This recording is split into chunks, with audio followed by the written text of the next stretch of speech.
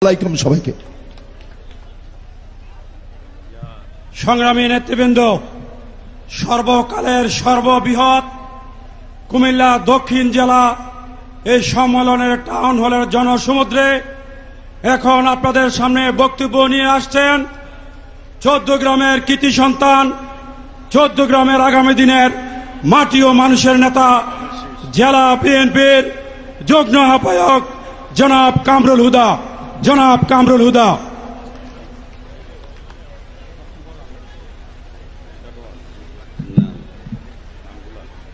বিসমিল্লাহির রহমানির রহিম।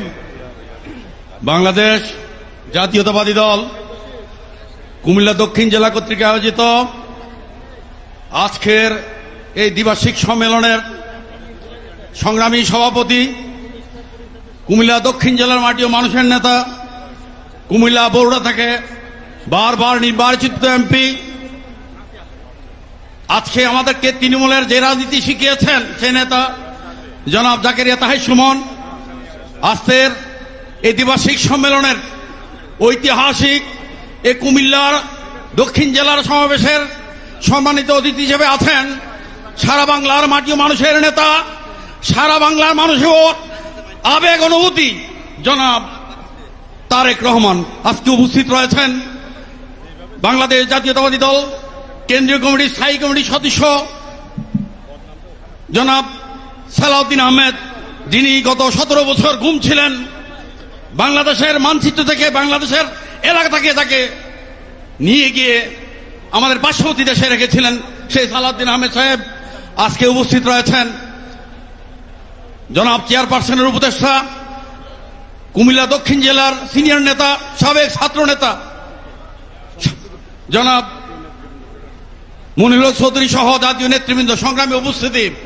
আমি এখানে দাঁড়িয়েছি কুমিল্লার 11টি আসনের মাঝে 14 গ্রাম হচ্ছে সবথেকে সেন্সিটিভ এরিয়া এলাকা, সবথেকে সেন্সিটিভ আসন।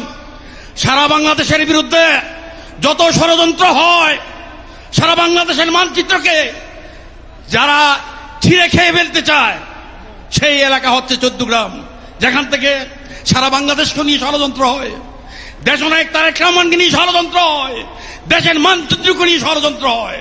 আমি দাঁড়িয়েছি আহ্বান জানাতে, আগামী যে নির্বাচন 14 গ্রামে, কুমিল্লা শহরের 14 গ্রামে অনেক মানুষ বাস করেন, একটা বিশেষ পার্সেন্টেজ 14 গ্রামের মানুষ বাস করেন।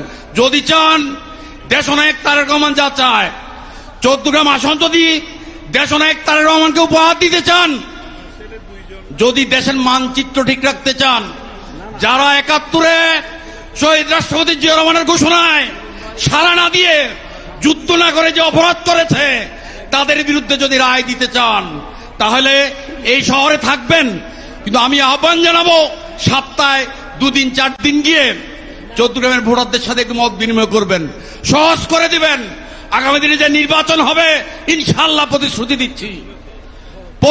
দিচ্ছি, পত্রিকায় লেখা হয় কোন দলের নাকি রে ঘাঁটি, বিশ্বাস করেন মিথ্যা কথা। আমাদেরকে ছাড়া 2001 সালের যে নির্বাচন হয়েছে, সেই নির্বাচনে শুধুই উনি বিএনপির ভোটে নির্বাচিত হয়েছে। 2018 সালে যখন ওনাকে প্রতীক দেওয়া হয়েছিল, সেই প্রতীকে দেশমাতা খালেদা জিয়ার ছবি দেয় নাই। ছবি না দেওয়ার কারণে বাংলাদেশ জাতীয়তাবাদী দল এবং সহযোগী অঙ্গ সংগঠনের নেতৃবৃন্দ রিয়েক্ট করেছে, আমরা কাজ করি নাই। আমরা কাজ না করে যা হয়েছে 2018 সালে এজেন্ট দিতে পারেন নাই এবং 1000-এর নিচে ভোট পেয়েছেন। সুতরাং এই হচ্ছে বাস্তবতা, এই হচ্ছে সত্য। সংগ্রামী উপস্থিতি, সবাইকে ধন্যবাদ এবং কৃতজ্ঞতা জানিয়ে আবারও আজকের উপস্থিতি সবাইকে ধন্যবাদ জানিয়ে আমি